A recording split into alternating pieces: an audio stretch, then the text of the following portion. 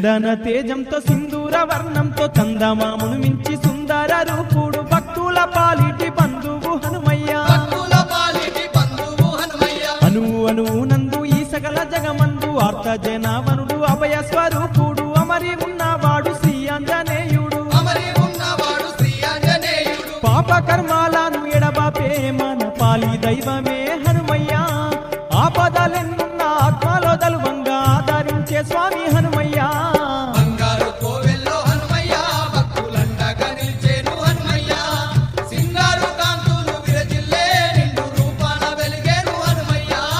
బంగారు కోవెల్లో హనుమయ్య భక్తులండగా నిలిచేను